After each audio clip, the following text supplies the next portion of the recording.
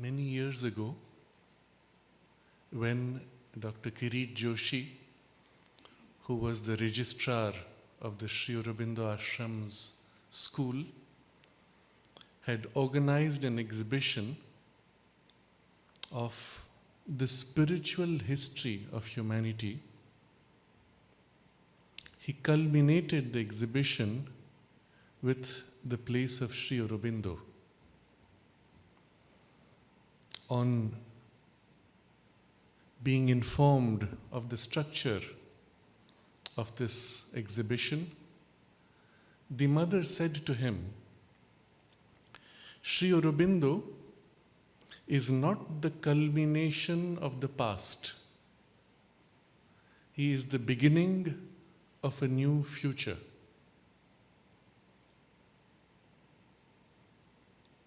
It's something to dwell upon because a very simple, brief statement opens us to extraordinary insights.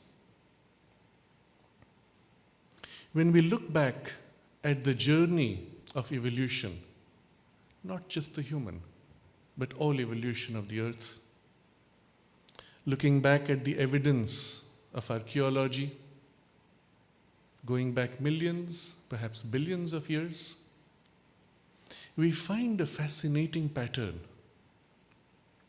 Repeatedly, there have been as if sudden dramatic extinctions of forms of life. And immediately after, an enormous dramatic flowering of new species of plants and animals. And again, a long period in which these new species evolve, rather gradually, and then suddenly an extinction in which something like at least 75% of species is wiped out. And again, a new efflorescence of new forms, new species, and again a reasonably gradual further unfolding, again and again and again. The best of our scientific understanding of evolution does not explain this pattern. For that, we have to go deeper. The prime driver of evolution is not random chance or survival of the fittest. The prime driver of evolution is something much more profound. That which is the most profound initiator of impulse, which makes this whole universe possible. The very creative impulse of the divine will, the divine vision, the divine delight, which is seated within us as the divine soul, but also within all things as the divine spark. This divine underlying presence within everything, in every living being, in every living plant, in every stone and form and atom and subatomic particle, as a divine spark, it pushes, nudges. And when everywhere in the universe there is this constant nudge, push, eventually over time these things combine, these pushes coalesce to form something. A form emerges. Events happen. Sometimes they are dramatic, sometimes they are gradual, but with dramatic outcomes. We see the results, we are blind to this underlying cause. Because the thing that pushes here in this atom is the same in every atom. It's the same one divine presence, the same one divine will, pushing from every little point in the whole universe. And therefore, tiny nudges everywhere at the same time can as if coalesce to form a dramatic outcome. And when you try to trace back your dramatic outcome, it fizzles out into so many little causes, none of which in itself would have been sufficient for this outcome. And so the prime driver of evolution, we must understand, is hidden. It is in everything, equally. It pushes from within everything, differently, but with equal purpose. Once we recognize this, we notice the next step is this sustained push, impulse, drive, which in the Veda is described as Agni, the divine will seated in matter deep within, cowled, covered in darkness, sometimes hiding itself. And yet this sustained push builds a pressure. The pressure within us grows, and there is a pressure because although the will pushes, the form which holds the will resists. That's the nature of form. If form was pliable, it would not be formed. The universe would collapse because it was too soft. The rigidity of the form resists, the will pushes, and over time, days, weeks, years, centuries, millennia, it builds pressure until eventually either the form yields, sometimes suddenly, sometimes gradually, or it breaks. If it cannot change enough, it breaks. But the will pushing continues. It continues, and if the old form breaks, it builds new forms. If the old form yields and becomes something new, it continues now further. It continues to push towards what? The very nature of that push, the will within, is something that sees. It knows, yes, this is what I must be. This is what I must become because this is what I am. It looks and pushes, pushes, pushes with a steady gaze on the goal.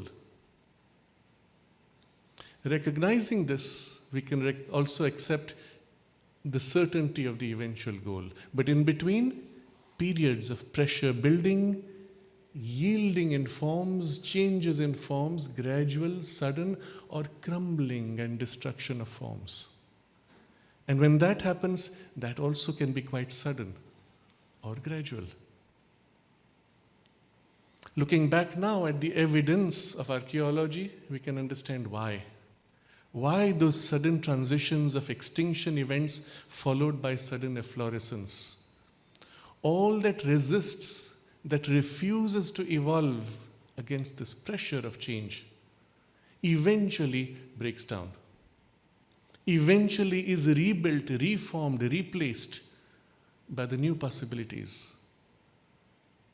But the will pushing is unrelenting because the vision of what it sees, it is already, and nothing can come in its way. Nothing can prevent it. And time is only its domain of unfolding movement. Rhythms, therefore, rhythms in time of evolutionary cycles. Gigantic cycles of millions of years, and within that, smaller cycles of thousands of years, within that, little cycles of hundreds of years, and within that, our lifetimes, which are also cyclic, isn't it? So there is this massive evolutionary impulse that is the whole universe growing to its own diviner possibility. And within that are our little lifetimes, our cycles of birth and growth and change of form, what we call death, is nothing but a form that is now unable to keep up with the need of our evolution, of our aspiration. Sometimes the form crumbles, or we shed and replace and continue. Because there are rhythms, these little rhythms sometimes combine. And you have special events in history. Somewhere in Europe, there was the French Revolution. An ideal was felt, an ideal was attempted to be realized, and it seeded the whole world today. You notice every culture, every civilization, even every human being is touched by those ideals, lived in an intensity for a moment in history, a few years perhaps in human lifetime. Or somewhere in India, there was a great event that took place, or somewhere in China, or in Japan, or in the United States. We do not even remember those events, but they came and there was a burst of some possibility which rippled out to influence humanity. But all of these eventually combine and merge into something larger and larger. Inevitably, if you have a series of cycles, inevitably there will come a time when they were all synchronized to have one gigantic change. It is these which are the most important in human history or in the universe's history. Because now the little changes have built up to a great change, and the great changes have combined to a grand, a radical, not change, but leap. A leap of a new possibility. It is these radical leaps that we look back in history, well beyond recorded human history, and in the spiritual history of the world, we describe them as those events when the avatar came, the avatar manifests, the divine incarnates in human form to assist the radical change. Such is the present phase, the present period of human evolution, human change. A radical leap is in process, for which the last few thousand years have been a build-up. Little events, some of which we know in our recorded history, but all combining towards one grand leap. And so, the best of the past struggled to form and articulate itself, to realize itself, and all the best of the past efforts combined to reach their limit, beyond which they are unable to go, and they fail, but the impulse continues to leap beyond. And that is why the mother said, Sri Aurobindo is not the culmination of the past. It is not the best of the past combining and reaching an acme. Because that reaches an end of what it can be, stops, fails. But a greater beginning can now be initiated because of that best of the past having reached its limit. And Sri Aurobindo comes to initiate this new cycle, new birth, new age of humanity, a spiritual age. We'll take a few moments to explore this relationship of what that future is in relation to the past, but also what is Sri Aurobindo's special place in this transition. The acme of the past, the height was the highest possibilities of the human mind, the intelligence of which humanity is so proud, which distinguishes us from animals. Remove that, and we are not very different from the most sophisticated animals. And we would be ashamed to be compared to them. Bring this in, and we say, we are human. We are thinking beings. And all the greatnesses of all our civilizations are built on this one special power. But what is the greatest attainment of this power? Think about it. Yes, the technology, the science, the knowledge, the power that it has given to be able to seize on nature's processes, explore them, articulate them in your mathematics and symbolisms of physics and chemistry and so on. And then wield them to improve life, to change the face of the earth, even to destroy the balance of nature. All that is just by this single power. But what is the acme of this power? That's not the science. The acme, interestingly, the mother observes, is the power of the mind to deceive itself. Think about it. The mind can do so much, but it can deceive itself and convince itself of anything. That becomes the highest attainment. How far can that take you, really? And this is what we see today. in the grand failure of science to fulfill humanity's ideals. Barely 100 years ago, this is the time Sri Aurobindo had just finished writing the Arya. This was the time of the greatest excitement of the attainments of science and the power that it gave for us to recast human life, even the promise of finally we will bring about human peace. Because we will have the one weapon by which any opposition can be destroyed instantly, and so nobody will want to fight, and then we will have peace. Such were the various arguments. The power of the intellect is the power to convince itself of anything and justify it rationally, logically. And somebody with a completely different idea can justify with equal force and solidity of rational arguments. And what happens when you have two completely opposite but equally reasoned arguments? They collide.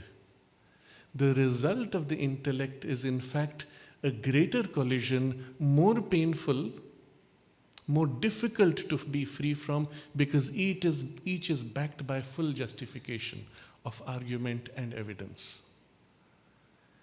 And because the mind is essentially a power of finiteness, and reality and knowledge is infinite, you can have an infinity of finite arguments or positions. In principle, each human being can come with a rock-solid argument to justify whatever it is that is their fantasy or obsession or desire or purpose, and enter in total collision with everybody else. The promise of reason, of the intellect, is in fact a greater crisis, which is what we see happening today. And so the best of the past, culminating to its acme, only brings about a failure of the intellect. Fortunately, Sri Aurobindo represents not the best of the past, because the past could not give us that which we seek. Because the best of the past would be dissatisfying. It would be a complete failure of our ideals. What do we truly seek? We seek that perfection. We seek that complete freedom or a total power to be able to accomplish anything, to have a knowledge that is flawless, without error, a power to realize that which we know without any opposition, or to be able to overcome all oppositions. To be entirely free of all conditioning, to be able to be what we want to be and do what we want to do with nothing limiting us. And to be truly happy. But happiness is a pale reflection, the real thing we seek without knowing it, because we do not have the experience yet, and for which we don't have words, is really the bliss, the ananda of our origin, which secretly we remember as, that's how I should be. I should be happy. Why am I not happy? Something is wrong. All of these we seek in their ideal form, in their perfect way. Even though we have never experienced those ideal forms or perfections. Can you recall a time when you were perfectly happy? No, you can remember when you were very happy or most happy, but it was still not perfect. And you know it's not perfect because something inside you knows there is more possible. Or there's something missing. How does it know? Because it is already. It remembers what it is or what it was. So our deepest drives can never be satisfied by this reasoning mind and its capacities. But what will satisfy? Look within you, look around you, you will find nothing that can satisfy. Is it even possible? So if you look at all the equipment and powers and capacities and even things we can conceive of, we find nowhere evidence that these things, these ideals are possible, and so we can say, it's a pipe dream. It's a fantasy. It is a utopia, but by definition we mean by utopia something impossible to realize. And yet we dream of it. Sri Aurobindo explains that we dream of it because precisely we are meant to realize it. We are meant to realize it because we are it to begin with. That's our origin, not only our individual origin, it is the origin of the whole universe. It's the purpose for which the universe was born. It's the purpose for which we took births and have been going through all these cycles of evolution. But just because we cannot find it in our existing knowledge and experience and even imagination does not mean that it is not there. It just means our current capacities of evolution and even imagination are insufficiently developed. And we have then to turn not to our mind's imagination, but our, I may use the word, soul's imagination. The deeper dreaming of this inmost part within us. And it is that dreaming which knows in the very dreaming, this is true, this must be, this I will realize one day, come what may. Or we would use a more technical term, our intuitive seeings. The soul's seeing is intuition, isn't it? And so when we set aside the limits of the intellect will still be our friend, we don't abandon it, but it must now become a tool, a servant for this deeper insight of the soul's seeing, of the intuition which must now lead us. What do we see? And what are the means by which we may realize? The means itself is the intuition, at least as a first step. But the intuition points to this, something which is omniscience, all-knowing, omnipotent, all-powerful, all-blissful, and yet truly free, immortal, permanent. And not a permanence of a monotone, a permanence of continual growth and progress and unending possibilities. Isn't it? Such is the sense we have. When you read Sri Aurobindo, one of the things which happens, he of course satisfies the needs of your reason, but he awakens this deeper intuitive memory, I will say. Because as you read, you say, yes, of course it's obvious, it must be like that. And why didn't I think of it before? He just articulated what I felt, but I never had words for. You feel that, isn't it? Because he's awakening within you this intuitive memory, the soul's memory. And then inspiring, pushing, activating, lighting up this aspiration. But he explains rationally the limits of the intellect stopping here. There is a greater power, of which the intellect was a derivation and a limited expression. And it is in that power and by that greater power that all these things which now seem to be utopian will be realized, and in the perfection that we dream of, that we feel intuitively possible. That power is capable of that perfection. And because it exists, the mind can function. Because it exists, the universe is so perfectly formed. Think about it. Even though we may take a single piece of the universe and say, this is not perfect, and we try to make it better and we never reach it. And yet if you look at the totality of the universe and the way everything moves in perfect harmony, in perfect synchrony, you have to wonder at the perfection of it all. And in the tiniest details, as if everything is perfectly synchronized. That perfection is the result of the working of this greater power, which Sri Aurobindo calls supra-mental, because it is beyond the mind. And we don't have a word for it. So we have to use mind as our reference, and then supra-mental. Sri Aurobindo affirms not only is this consciousness present, it is capable of being realized by us, but also that it is the intended next step in our evolution. And the failure of the mind in its acme is only intended to force us to seek for something higher. The intuition within us that points to those possibilities is the bridge that takes us into this next step, next grade of consciousness, which is also the origin from which everything derives. And it is in that, therefore, that we find the unification of all impulses, of all viewpoints, of all needs, of all desires. And recall our discussion earlier about the little pushes in every little atom. Well, they all are aligned here, because from here they burst out. This is the oneness from which the multiplicity emerges. This is the oneness into which the multiplicities find their harmony perfectly.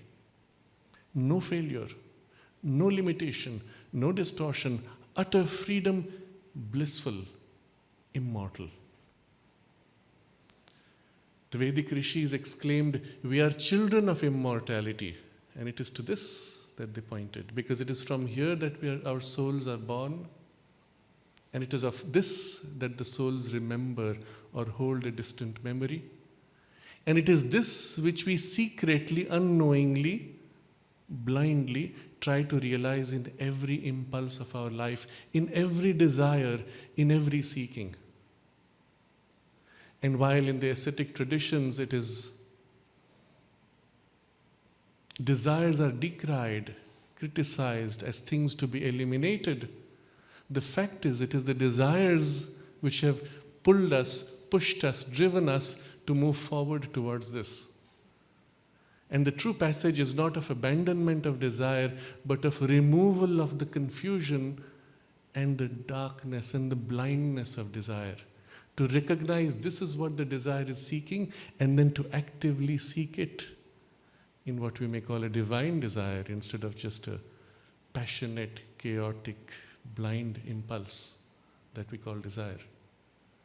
And so Sri Aurobindo says, every impulse of life as it is, however limited it may be, however distorted, and however much it may create confusion, is actually secretly seeking this. And therefore, to realize this higher possibility, one does not have to abandon the existing life as the ascetic traditions demand. The ascetic traditions do not recognize the possibility of this higher consciousness. Seeing the failure of the mind, they conclude, well, this universe is worthless, this life is meaningless, this body is your trap, get out of it all. To merge into an origin which is not this.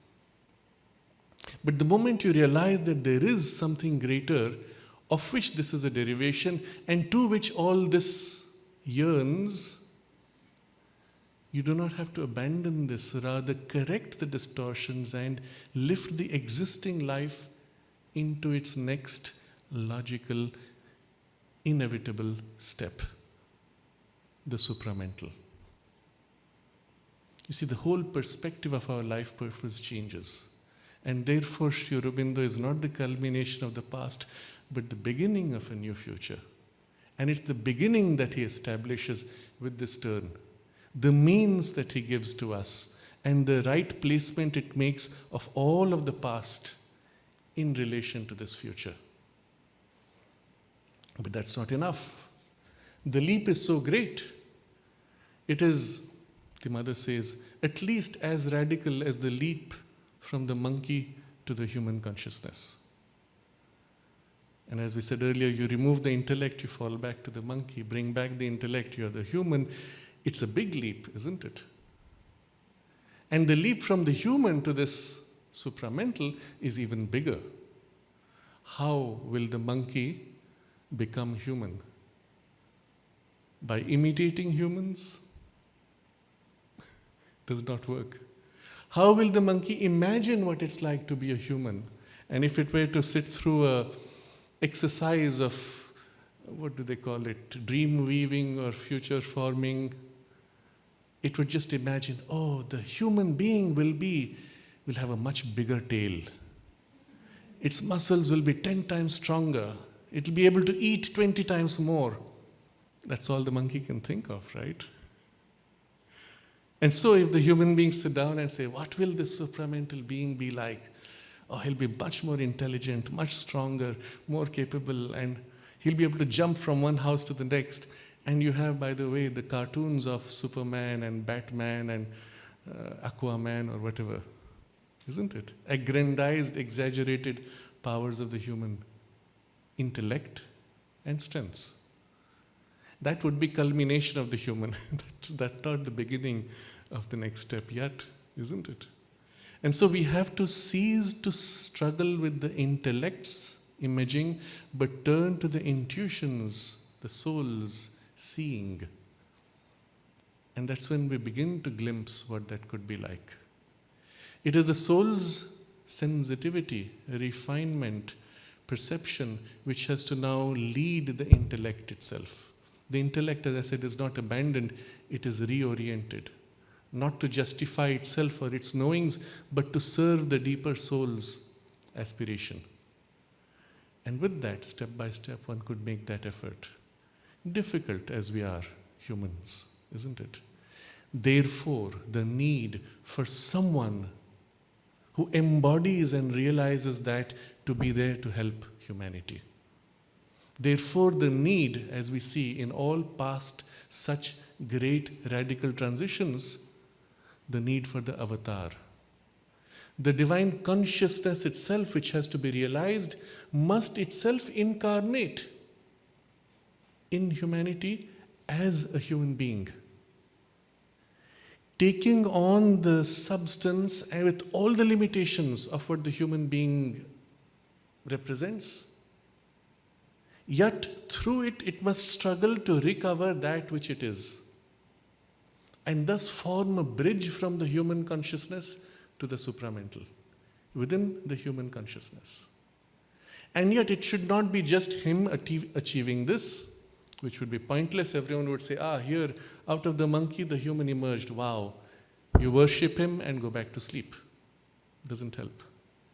He has to be able to connect to the mass of human consciousness and lift it with him as he makes this transition. Imprint into the mass that which he realizes within his individual consciousness. This is the role of the avatar. This was Sri Aurobindo's role.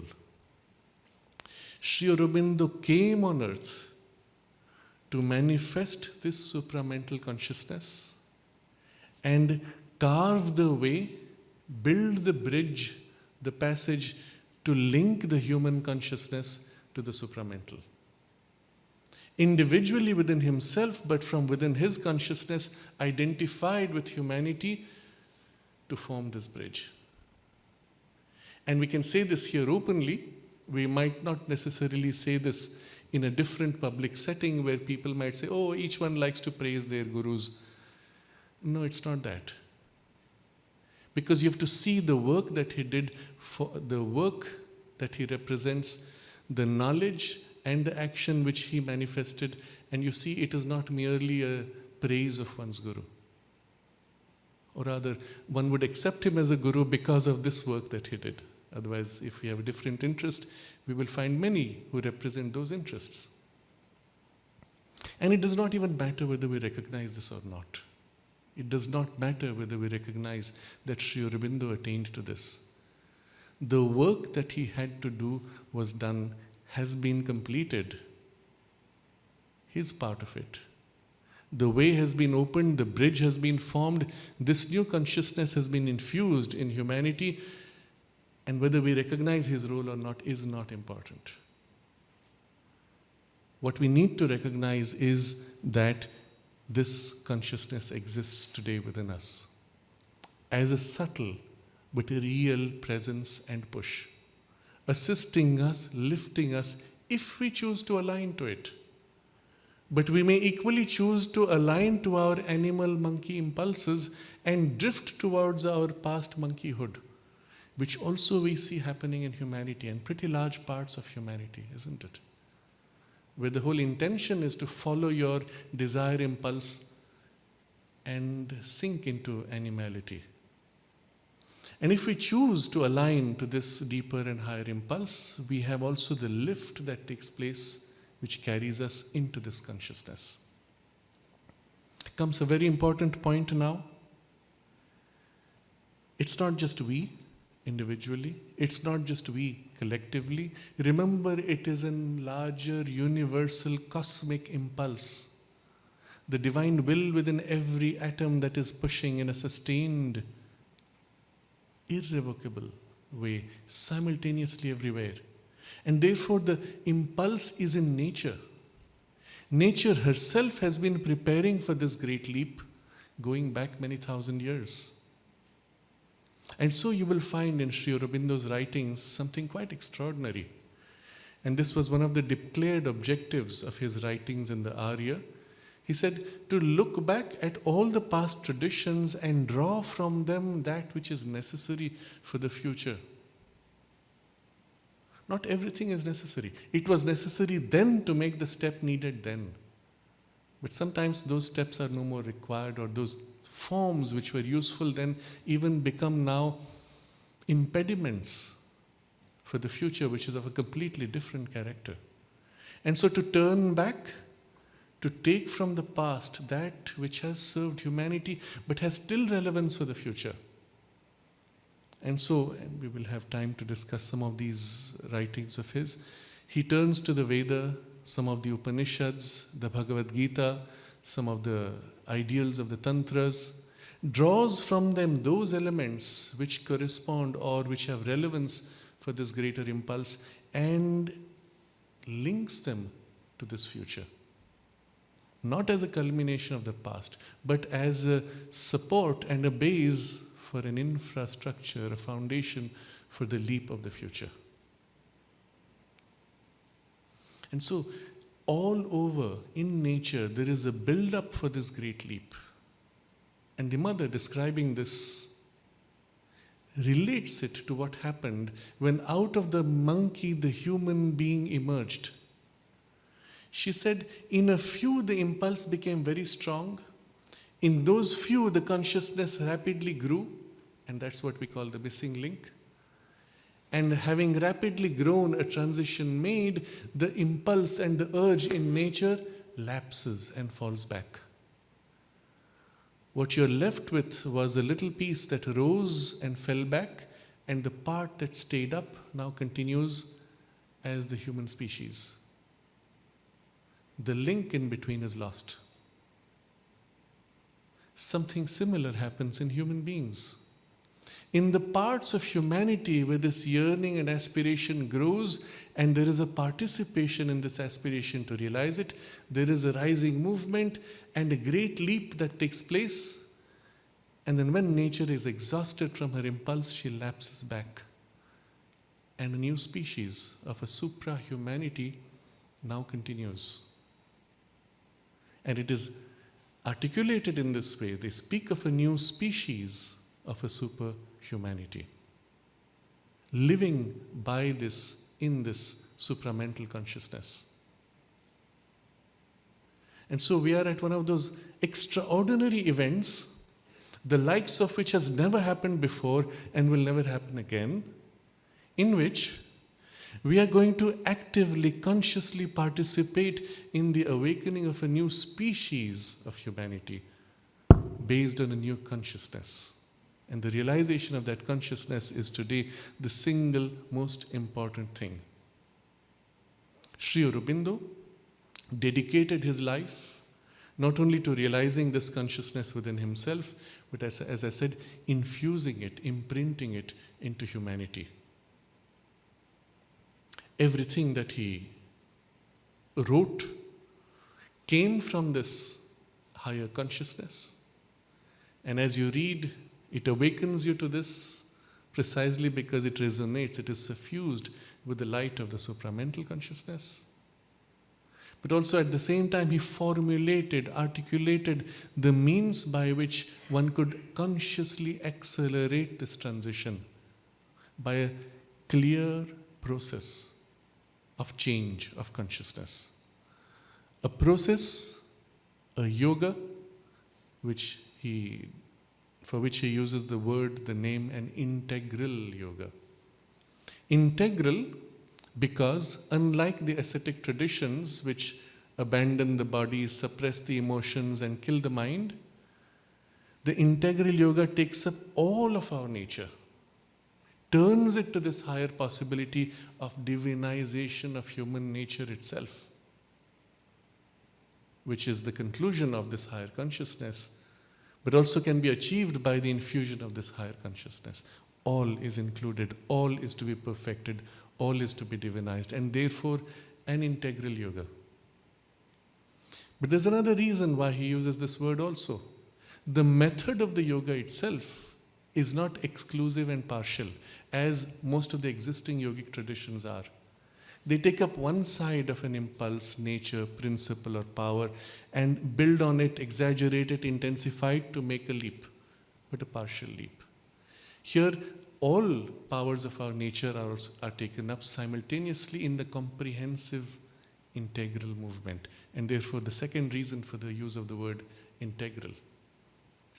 But there's a third reason also why he uses the word integral in integral yoga. The realization of this higher consciousness, or the divine consciousness, we may say generally, also can be had in many ways. Because the divine is not a oneness which is monotone, it is a oneness which is infinitely diverse. The divine can be realized in an infinity of aspects.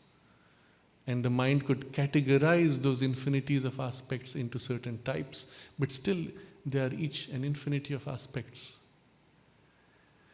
All of the existing religions or yogic systems aim at an aspect of the divine to be realized. And therefore you can even have the realization of one tradition saying God is silence. Someone says God is love. Someone says God is formless, non-existence, extinction. Someone says no, God is affirmation of all that is. And they all seem to even collide on their experience of the oneness which is the divine, because they each capture an aspect to the exclusion of all else. Because the approach itself is from a consciousness which is divisive and limiting. So it can only catch a limit and an aspect of the divine. So in the integral yoga, the goal is the realization of the divine as the divine knows itself in its infinities of oneness, in which all these different aspects of the divine experience are, facets or aspects of the oneness known in a supra-mental identification. You see, you could realize or glimpse the divine on any level of consciousness, and glimpsing through the mind, you catch a peace. To know the divine in the supramental consciousness, you are one with the whole. And so an integral yoga also has an integral realization. Something like this is unheard of in the best of the past of humanity. And here you see what it means that a completely new future has been initiated. In himself, Sri Aurobindo, having realized it, the prototype has been set. And it makes possible now for all of us to realize that. Each in our own way, perhaps. And a yoga system of yoga that is structured and yet flexible enough to adapt to the needs of all human beings is one of the gifts that he leaves us. But most of all, his active presence as the bridge linking these two consciousnesses is here with us today in the earth atmosphere. And again, it does not matter whether you recognize this particular form of the incarnation or not. He is, you don't have to give him a name. You may know him and recognize him in many different ways or forms or beyond all forms. I think it was a Christian mystic, Teilhard de Chardin, who also had a similar glimpse of a spiritual evolution of humanity and a glimpse of a supra-humanity. But he was also conscious enough that he said, this is not my vision. I have got it from someone else. He was conscious of that. he didn't have a name, and it doesn't matter. What matters is that the bridge has been made and there is this active presence and help today for each one of us who chooses to participate in this leap. But not all humanity will choose, and that's also fine. But for those of us who choose, everything is here for us, given on a platter. Nature herself has built up this huge pressure of a leap, and so today the effort you make will have enormous results because everything in nature is pushing you to assist. It's like a gigantic tidal wave, and if you can ride the wave like a surf rider, you don't have to do much. The impulse in nature carries you. At the same time, there is this whole rich knowledge, literature, practice of the yoga and understanding of all that's happening around us, articulated in rational terms in so many of Sri Aurobindo's writings, of which we will have further explorations the next few days. Not only to understand what's happening within us individually as a psychology, what's happening socially, what's happening politically, what is the form in which this spiritual awakening within us will take in our collective life, in our polity, in humanity, in our society. What are the forms of culture and art, music, science, in which these would be reflected? All these he describes rationally, and yet not a reason that limits, a reason that articulates the soul's vision. And so helps us also to conceive, but also to realize this future.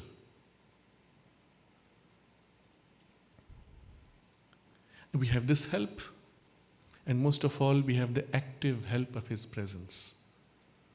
And so, in the history of human evolution, we are at the single most important moment with the single greatest possibility of progress for the single greatest leap in evolution that could ever be.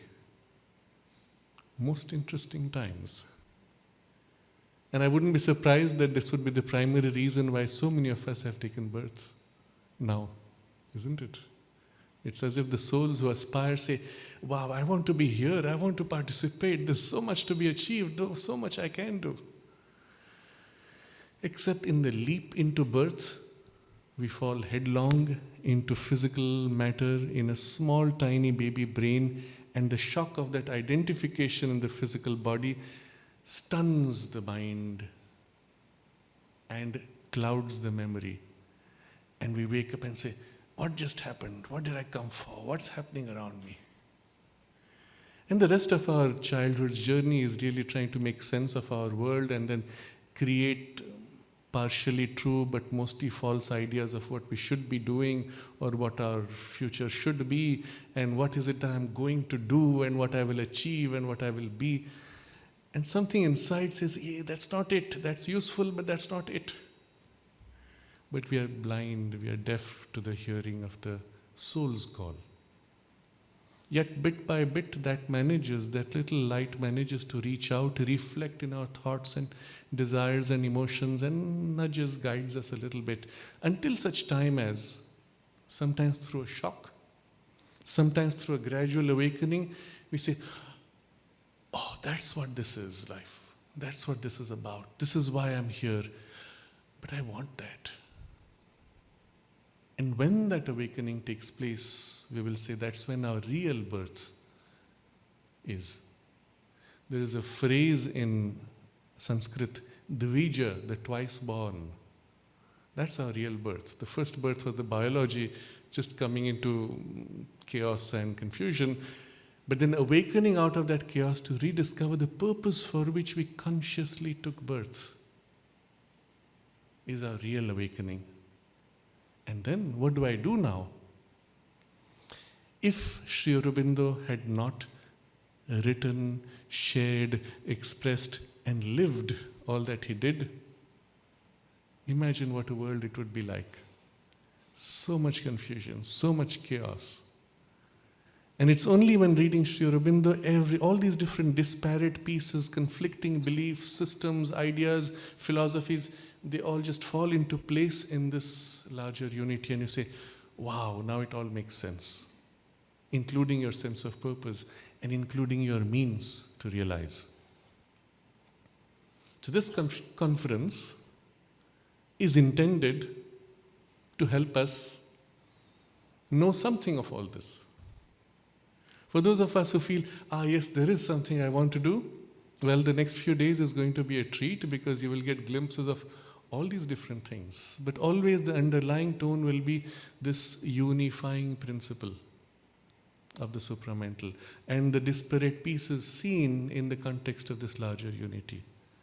Sometimes for understanding, sometimes for appreciating, sometimes just enjoying, and then for putting into practice in a way that we can change individually and all of us collectively. Sri Aurobindo is the underlying theme.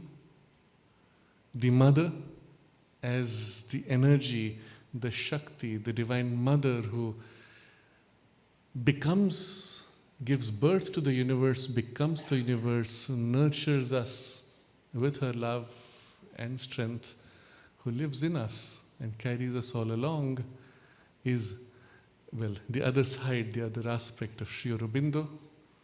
Their presence will carry us during these days of exploration, introspection, and enjoyment and delight.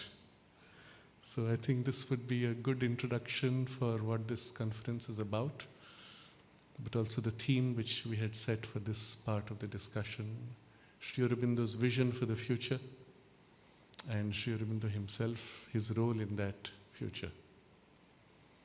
We take a few moments to concentrate on this, realign with our aspiration, and prepare ourselves for the full participation and exploration of the next few days.